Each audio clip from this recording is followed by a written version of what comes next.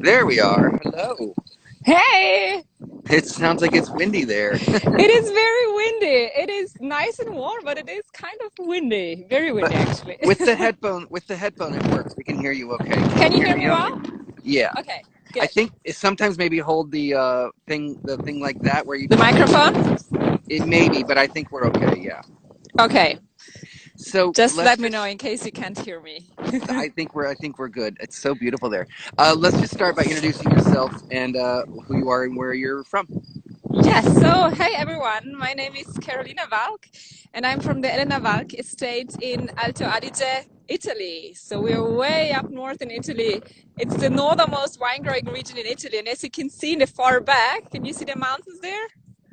Right? Yeah, That's yeah, yeah. going towards Austria. So we're right at the border to Austria and Switzerland, at the foothills of the Dolomites, which are Okay. these huge mountain ranges that are world famous for skiing and hiking, and yeah.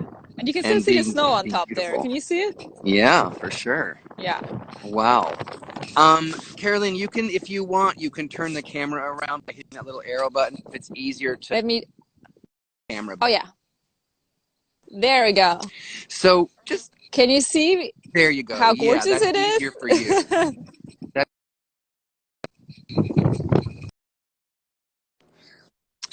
this is why I wanted to do these kind of chats because people are stuck at home, and why not see where everybody's drinking wine? Why not see where it comes from? And in the we love seeing where you are.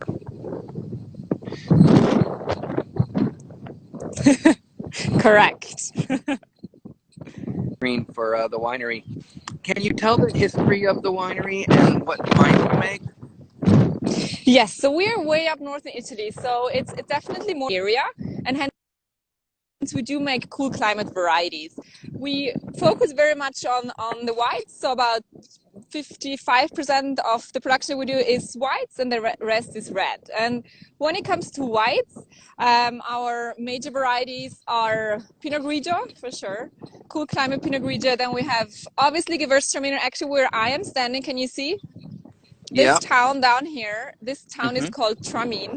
So it's really the birthplace of the variety because Oh. Gewürztraminer, the spicy grape of this town, of the town of Tramin, and hence it's really the birthplace of the variety. Hence, it is one of our key varieties for sure. And then obviously we also do gorgeous Pino Bianco or Chardonnay.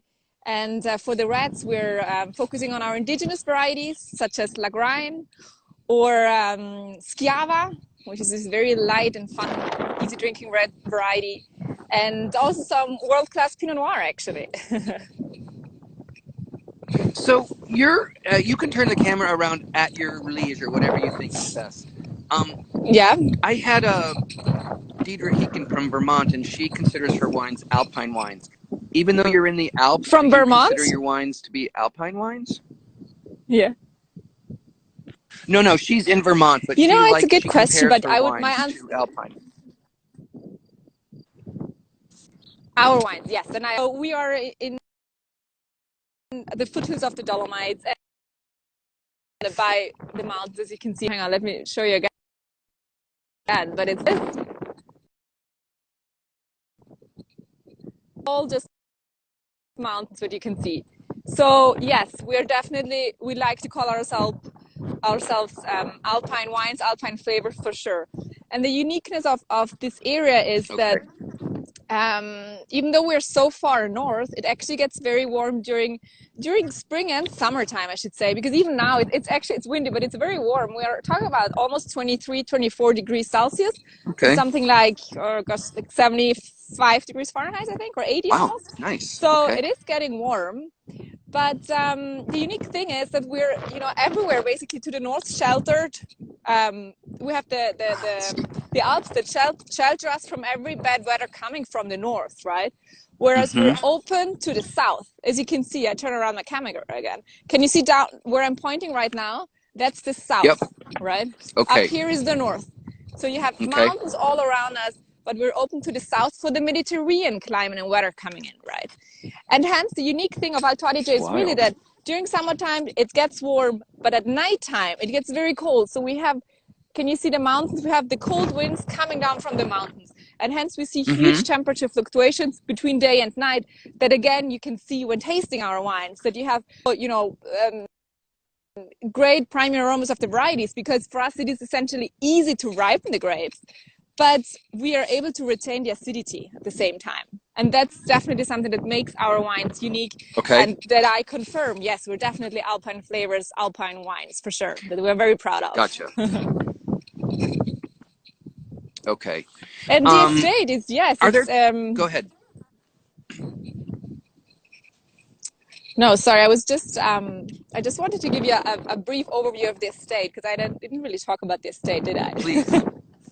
Itself. Thank so you. just No, the history, which is always interesting, because whenever we talk about wine, we should talk about history and family, because that's all part of it. So the region I covered already, so very far north. But another thing about the region you have to know is that the region used to be part of Austria up until World War I, and only then the borders changed, and now we're part of Italy, right?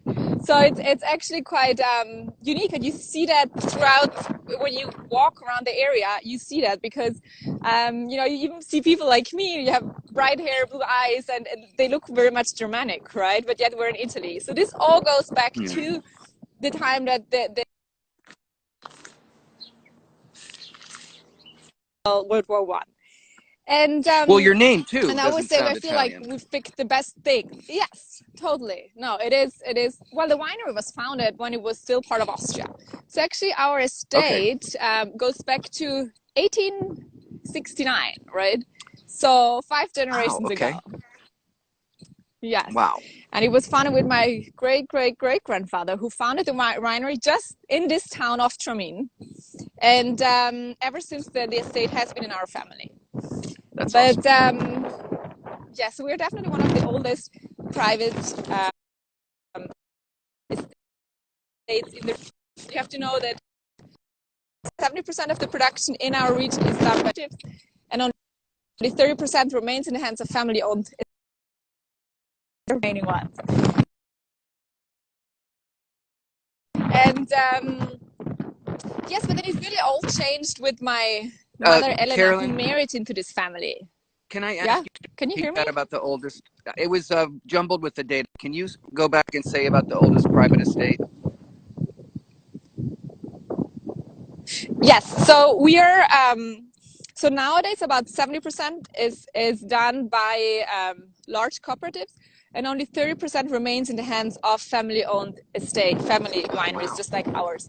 And hence, we are amongst the oldest estates in the region. It was founded in 1869, so 5 generations ago. So my sister and myself, we're in the 5th generation, yeah.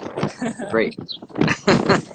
And how does Alto Adige differ from other wine regions in very broad terms from northern Italy? It's just so different. It's different because of probably every Italian person you'll ask, they will tell you the same thing, because we feel like we're very special, and we're different. We're different because we as the people, as the folks living here, are different. First of all, because our native language is still German and it's not Italian. So our first language is German. And I always say, I feel like we've picked the best things from both cultures, because we're very much on time, punctual, when it comes to work. So very Germanic when it comes to work. But whenever it comes to pleasure in life and, socializing and all the things that we cannot do right now, we're very Italian. Yes, for sure. And hence, the region is very different, first of all, because we have the mountains, right? We have those gorgeous Dolomites that you don't have really anywhere else. And climate-wise, it's unique, and it's funny because even, people from Rome, they think of Alto Adige as being this very, very cold mountain region. And they come up here in August to the city of Bolzano, and they are overwhelmed by actually how hot it gets during summertime, during the day, right? But again, at nighttime, and that's the key difference of Alto Adige, it gets very, very cold. So we have huge temperature fluctuations. And that's something that you really don't find anywhere else in Italy. And what does that do to the grapes, the temperature fluctuation? What does that do to the grape and the wine? Yeah, in that way, we're really able to develop the full spectrum of the primary aromas. yet retain the acidity in the wines, right? So we extend the extend the maturation process and have a very slow maturation process, because at nighttime the grapes stop growing. And then start again the next day. So it's stressful for the grapes, and that gives the complexity to our wines. I see. Essentially. Okay. And that's key for us. So yeah. And what is growing on the steep hillsides? What challenges does that present? Yeah. So let me turn around the camera. So right now I'm standing on the Vineyard Castellats, which is our most important vineyard when it comes to Gewürztraminer, right? So we're in the town of Tramin, and there's really no area in Tramin where you don't see this steep hill, right? And it's really like a pyramid. Okay. So can you see that's the border? That's the border of the vineyard. Can you see down there? Yeah. Yep. And it goes up. It continues going up there, right? So it's this very, very steep hill. We own the whole hill, so it's really like the French would call a monopole, right? Yep. Because we're the only ones making wine from here, and it's all planted to Gewürztraminer and a little bit of Merlot actually. And it's a very, very steep vineyard, right? So you can see here, I don't know if you can see it on camera, but we're talking about 63 degrees in steepness, right? And as you can see, it's all terraced. I don't know if you can see, but it's all terraced vines, right? So as you can imagine, it's very challenging to work the vineyards, and everything we do is obviously done by hand, right? Mm-hmm. And so it's a unique vineyard because it's very steep, 63 degrees in steepness. It's one of the very, very few vineyards in this area where you can see that it's 100% south facing. Can you see the valley? Right? Yeah. And can you see where it's flat? Over just where I'm pointing through, like over there, right? Yeah. Here? Mm-hmm. That's all apple orchards. Let's not forget that Adige is one of the largest producers of apple in Europe. So we produce 10% of the apple production in Europe comes from this area. So all that is apples. And as soon as you can see the slopes go up, that's where you're allowed to plant vines. Wherever it's flat, you're not even allowed to plant vines. So this hill where I'm standing is the only south. It's the only hill facing completely south, which makes it again very unique because we have the sun all day long, and hence it gets very warm. And you can see we've just started. Can you see here? We've just actually started to irrigate because it does get warm up here. Oh, okay. And gets very, very dry. And windy. You've got a lot of green already. Yeah. Yes, we are a little bit ahead this year. It's been very warm for the past 2.5 weeks, and the vines are growing fast. I have to say, bud break happened about 10 days ago, and now, as you can see, all the green, the shoots and the leaves are already starting to grow, as you can see here. And so that's now our challenge. Like, we have to stay behind and doing everything manually, kind of all the work of the shoots, removing some of the shoots and the leaves. We start doing that just right now. And obviously with the challenge that you can imagine this time now with Corona and the COVID and everything, that it's harder for us to get people working the vineyards right now. So we have to stay behind because the vines don't stop growing, right? Exactly. That's the good, and it's good, and it's a little stressful. That's another one of the reasons I want to do this video series, because a friend of mine said exactly that, the vines don't stop, and it's kind of optimistic that it continues on even though we're all having some difficulties, and that there is going to be wine this year. And you guys, thank you for getting out there and continuing to make it, because we're consuming it over here and we need the new vintage. I know. I mean, we all have our masks, right? They're always with us. Oh, good for you. Okay. We have to. And Italy's been in our hearts and minds too, because it's been so rough there, and now it's like that in New York. But is there a danger of frost on the hill there? On this hill, no. no, not on this hill because it's way too Okay. steep and the cold air would float out. But on It some would of go the down. hill, some of the side, some of the sides are a little bit further down. It could be, but for the last 2 weeks, it was even at nights above zero, so we didn't have any issues. And when it was cold, like 3 weeks ago, probably,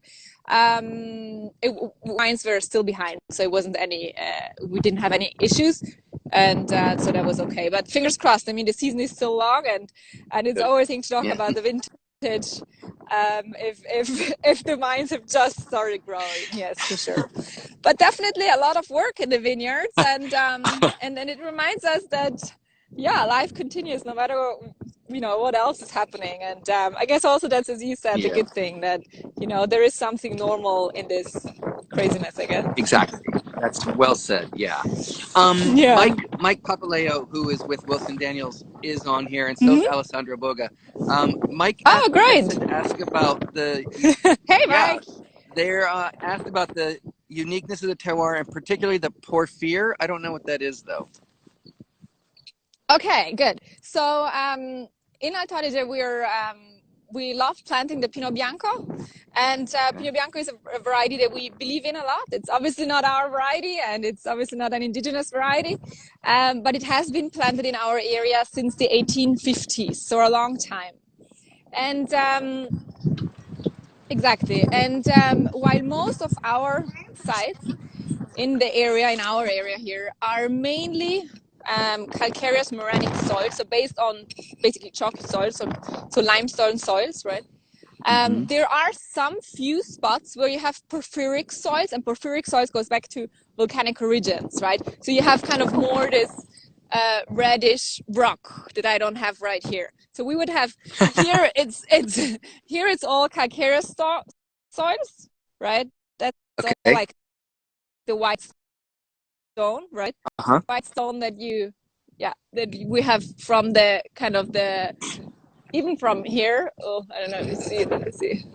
Basically, can you see up there like the white rock? So that's the Limitic rock. Whereas there are some spots occasionally where you have some porphyric reddish rock, and that is fantastic. Combining it basically with Pino Bianco because it gives this mineral-driven character to the variety of Pino Bianco, which makes the Pino Bianco of Alto Adige quite unique because it is a very elegant, a very vertical wine, and a beautiful salinity, and that's exactly porphyric soils. And we also have a site a little bit higher up on 600 meters. So right now I am on not quite 400 meters. So that's about, I think 1,200 feet, right? And sure, I got math on here. kind of times 3, so I guess so 1,200 feet. But we have sites that go much higher. So the site with Pino Bianco that we have, that I was just talking about, where we have porphyric soils, that's on 600 meters, so 1,800 feet. And the highest site that we have currently is actually on 1,000 meters. That's 3,000 feet. So this just to show you the diversity of the region, right?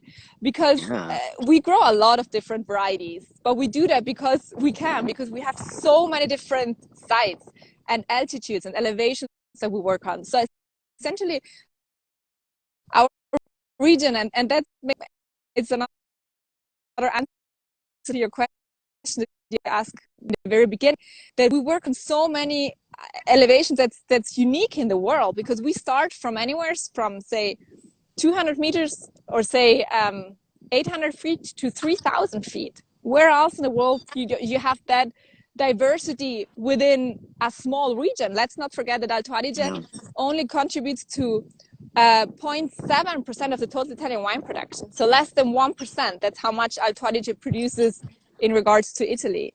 It's tiny, but yet we have so many different aspects and altitudes and elevations to work on. And that's why we grow quite a lot of different varieties. And I showed it really here. Can you see up here? Can you see up here? That's still vines. And up here? Oh, wow. Can you see? So that's our steepest site, actually just over there. Wow. And that goes up 3,000 meters. Yeah. That's crazy. So, yeah.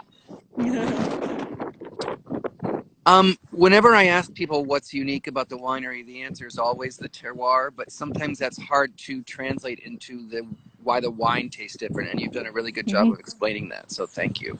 Of course. Well, another thing that we have to say in our case why the wine is different, I always like to highlight the fact that it's a woman-led winery in our case, and it actually goes back to my mother, Elena, who married into this family, right? So I said in the beginning, I'm jumping a little bit back and forward, right? That's sorry. okay. It's great. No, it's great. I hope everyone can follow. But what I was just saying is that the winery has been founded by my great-great-grandfather. It was my mother, Elena, who married into this family. Now, she was born and raised in Milan, was actually an architect. And she married my father, and I always say she didn't just fall in love with him, but I guess with his vineyards. And and realized that he was owning some of the most unique sites. And this was in the early 80s. And she then somehow convinced my dad to do things differently. And she had ideas and visions. She has traveled a lot in the past, and had always had this passion and love for wine. And her idea was always to make wines that were a true expression of a single site, right? And hence, she started changing a lot of things in the vineyards and in the winemaking. And at some point said to my dad, well, if I have all these ideas and visions, I want my name on the bottle. And that's what happened. So 1988, she had her first wine labeled as Elena Walch. That's great.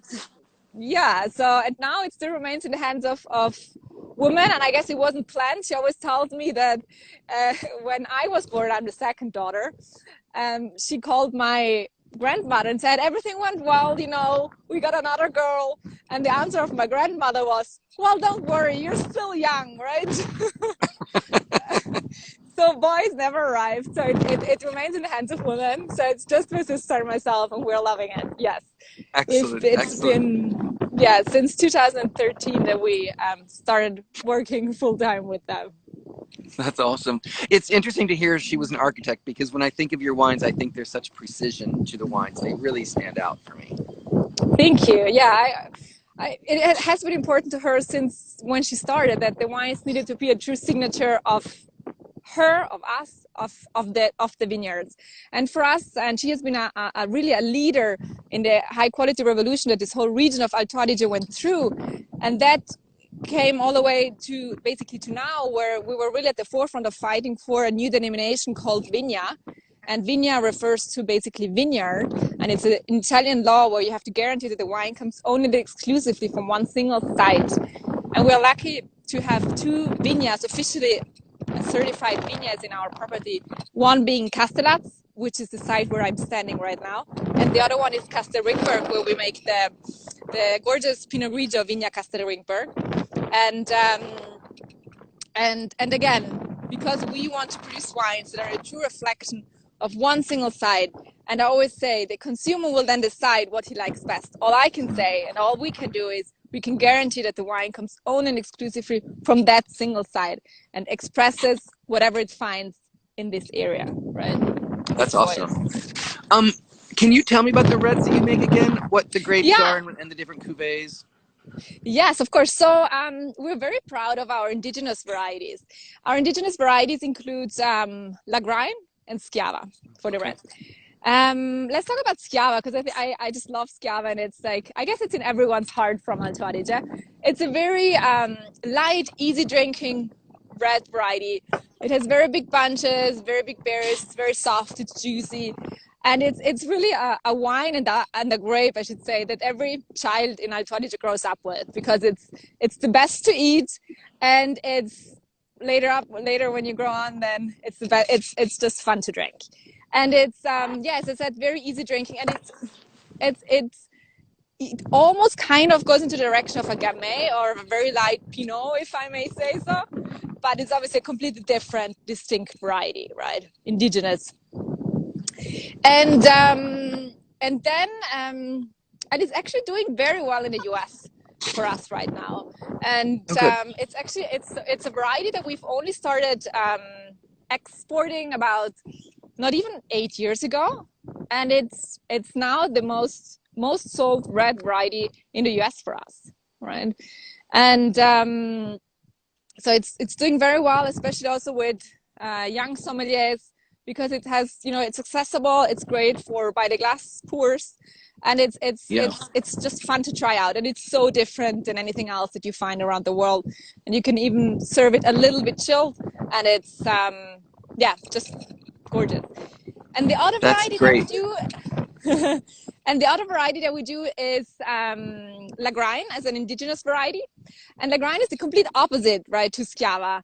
It has it's a very dark color, grippy tannins, more structure, and it's a variety that they don't quite know where it comes from, but we know that it's the closest related to Teroldiger Marzimino.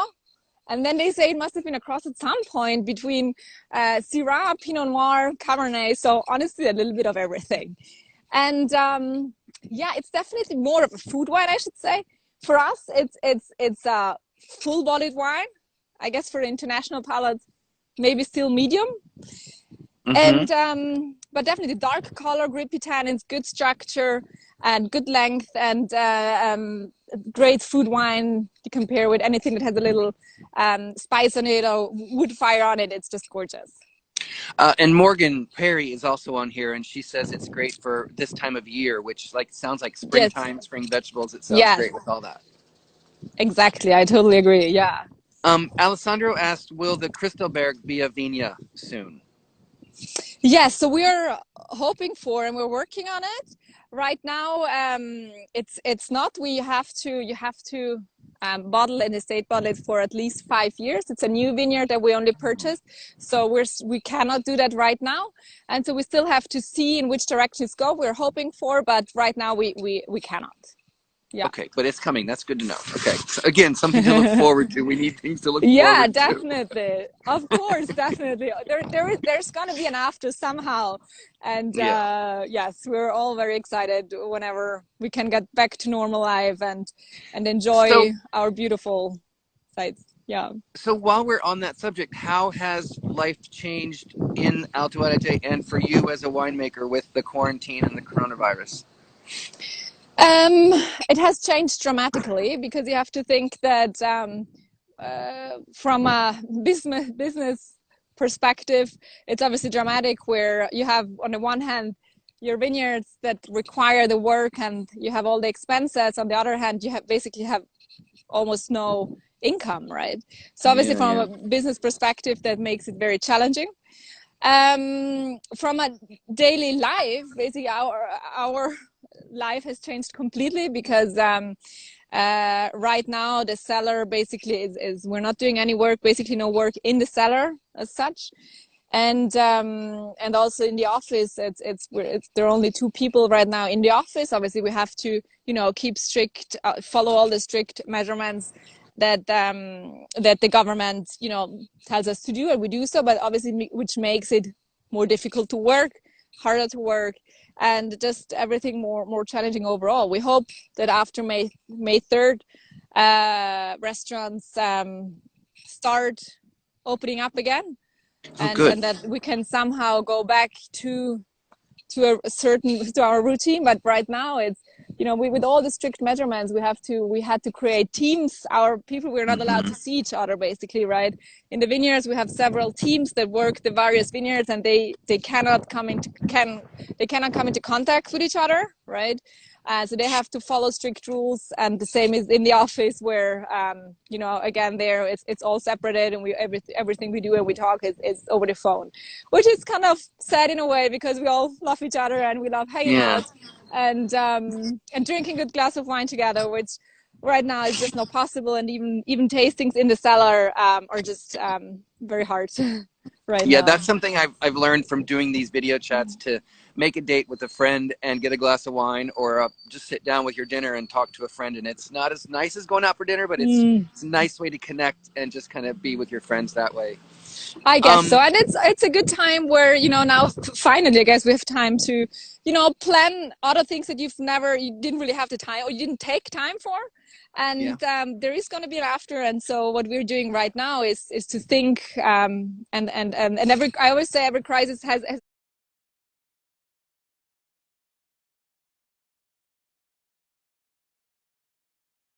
an opportunity overall and brings an opportunity. So we have to think of the after and start planning and working on that.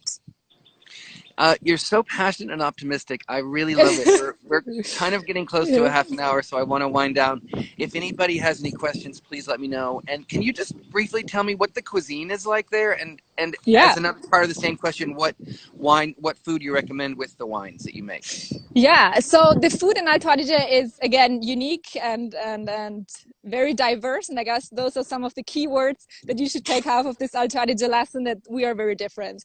And hence, what you find here is, on the one hand, you find the very, very traditional cuisine, which is more Austrian related, right? So we're talking about something like bread dumplings, or a lot of sweet desserts, very much Austrian related. But then on the other hand, we have this great Mediterranean cuisine that obviously came much, much later. And now you have the kind of fusion, if I may say so, of the kind of more traditional Austrian, very heavy food with the more modern Mediterranean cuisine. And it's funny because it's really like your grandmother would cook the traditional food, right? Whereas you have the young generation that definitely cooks more or kind of Mediterranean and fusion, if I may say so, right? Okay. Cuisine. And hence it's a very diverse food that you get here. And let's not forget that Alto Adige has a very, very high cuisine. And 2 years ago, I think, we got our first 3 Michelin star restaurant in the area that we were very proud of. And we have, just after Milan, and I believe the second largest per capita region of Michelin star restaurants. So the cuisine here is in a very high standard, probably also because of that, because it's the combination of the traditional and the modern that you find here. That's awesome. Yeah. Just before we go, there's a few questions just popped up. Yeah. What inspired the new Rosé packaging? Oh yeah, so the new Rosé packaging, it's brand new on the market in the US, and it's we're just about to release it also in Europe, in Italy, but it got first to the US, and we wanted to give our rosé, let's not forget that Alto Adige has always been making rosé, but we wanted to give our rosé a more kind of modern twist to it, and hence we have reduced the amount of flagrine. Generally, it's made with a lot of flagrine, and hence it's very, very dark.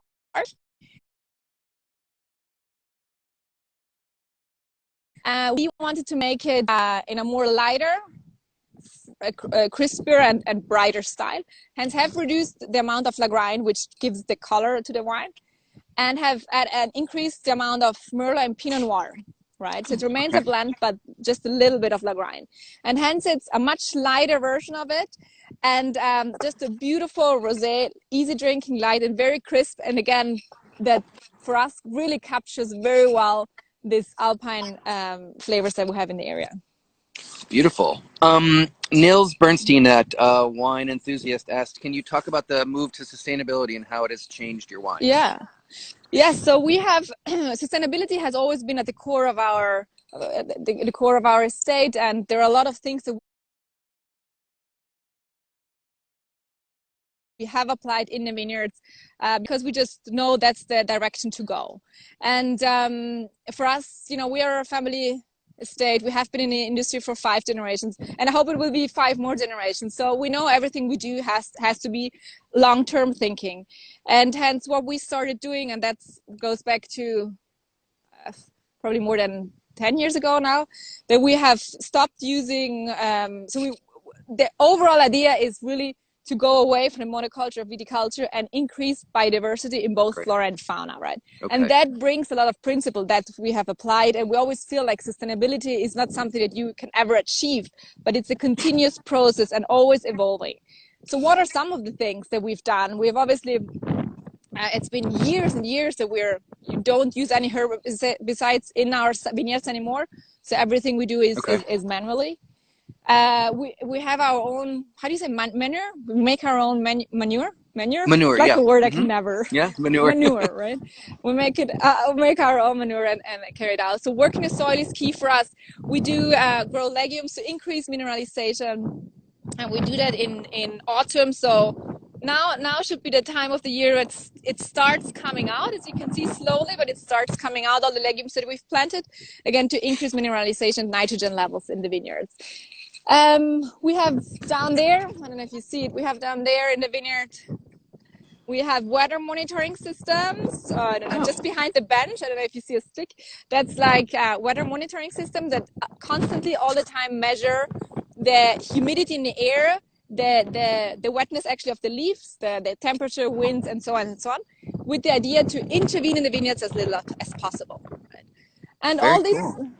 sustainability aspects that we've applied in the vineyards, we also continue in the cellar, and we have a new cellar, fermentation cellar, where we work only with gravity-driven processes. So with the idea, again, to intervene as little as possible, because we think and we know that, if you have healthy grapes, there's not much more that you have to do in the cellars. Yeah, exactly. AJ asked about the soil types, but AJ's at home looking at his rock soil samples. But we already talked about that, AJ. If you go back to the 10-minute mark, when this is up, you can kind of start from the beginning. So last question from David Giuliano, who is a sommelier in New York in an Italian restaurant. How is global warming affecting the Alpine regions specifically? Yeah, that's a very interesting question, and it's a question that we're all have been and are investigating a lot, because there is no sure answer as such. But what we see is that everything, the growing cycle is faster, right? We start nowadays, for the past 10 years, we started vintage at the very, very end of August. Right. Yeah. If you ask the generation of my parents, they would say mid-September. So at least 2 weeks earlier. That's how early we harvest now. Right. And what we've seen is that we can now grow vines on very high elevation. As I said, we have planted our most recent site on 3,000 feet. That's high, considering how far north we are, right? Let's not forget that. Like, we're way north, and even then, 3,000 feet up. That's high. That's very extreme winemaking. But we've planted Pinot Noir and Pino Bianco there, and it's working very well. It's definitely more of a long-term vision, because especially for further down the road, where we do believe it will get hotter and warmer, to have some sites that are higher up, especially if for some of the blends that you might want to do. Right now, for example, that high site, we don't bottle that on its own, because for now it would be, the acidity is still a little bit too high there. But it's great for the blend. But down the road, yes. So it is changing. We have seen it changing, and we always have to be on the lookout for it. And there's a lot of research going in that we're always looking and reading, because it's we're here for the long term, and if we buy a vineyard today, it's really only for the next generations that they will have to deal with it. And so certainly whenever it comes to buying new sites, our family, we don't buy anything that is too low, like anything from 200-300 meters. That's almost too low for now, because you're going to have that vineyard for a very long time, right? Yeah. So you want definitely high elevation sites. Wow. Well, I'm going to let you go, but I want to thank you for persisting in the wind. It's been very charming. At least it's warm. You're a great ambassador for the region. It's cold here, so I'm glad you're having some warmth. But thank you very much. This has been really enlightening. It's been a beautiful view for those of us lucked up. It's been an optimistic view of what's happening in Italy. And do you have anything you want to say before we say goodbye? No, well, it was this was my first live Instagram, so I loved it. Thanks, Jeff. So no, thanks for reaching out and making this happen. And I hope everyone from the US, I hope who's listening in, I hope times will change soon and you can soon come and visit us. We're really hoping for better times to come soon. Look forward to it. Thank you so much. Stay safe. So much. Give our love to your family. Be well now. Thanks, Jeff. Bye. Okay, bye-bye.